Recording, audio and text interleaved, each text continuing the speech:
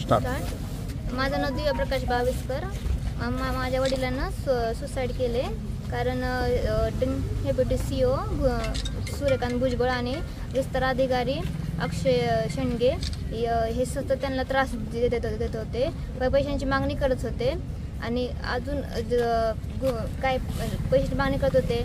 तो विना काय नोकरीवरून काढून टाकणं असं धमकी पण देत होते.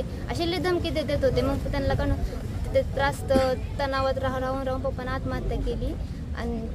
आणि आज म्हणजे काल आम्ही बिल पण भरलं नव्हतं तरी पण पोलिसांनी त्यांची बॉडी इथं PM साठी आणली. आम्ही बिल पण भरलं तर आम्हाला न विचारता PM साठी आणली. आणि इथं आल्यावर आयडेंटिफिकेशनसाठी फॉर्म असतो त्यांची आम्हाला साईनसाठी आमची साईन लागते तिथं.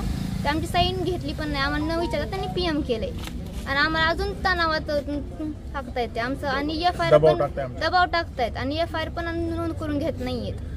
टाळतायत आम्हाला ते. त्यांना कुठल्या दवाखान्यामध्ये ऍडमिट केलं होतं? त्यांना जगदाळे मामा हॉस्पिटल दवाखान्यामध्ये ऍडमिट केलं. त्या ठिकाणी तुम्ही चौकशी केली का जाऊन? हो, आम्ही त्यांची चौकशी केली आणि आम्ही बिल पण भरलं नव्हतं त्यांचं.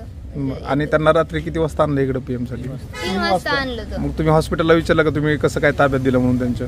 मग तसं काहीच नाही. म्हणजे आम्हाला न विचारता त्यांनी नेलंय आणि आम्हाला इथं आलं आम्ही इकडे आलो तर ते म्हणले की PM पण झाले. मग तुम्हाला कोणी सांगितलं डेड बॉडी इकडे आणली किंवा PM केले? पोलिसांनी तुम्हाला कॉल केला की सांगितलं तुम्हाला? काय सांगितलं त्यांनी? म्हणजे आतापर्यंत तुम्हाला काहीच माहिती नव्हतं?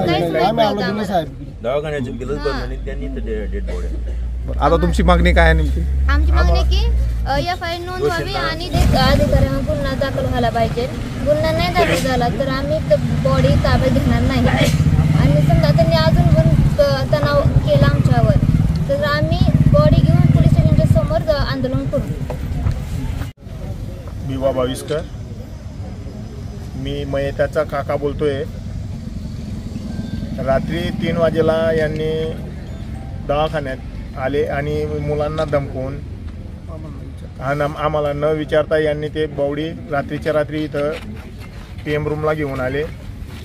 पोलीस प्रशासन आणि त्या मुलांना व्यंगाड काहीतरी बोलत होते. मुलांनी सांगितलं काका हे असं असं करताय.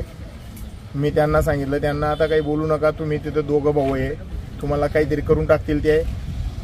परत इथं आल्यावर त्यांनी आम्हाला न विचारता पंचनामा PM करून टाकलं आणि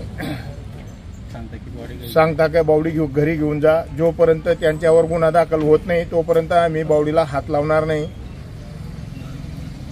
आणि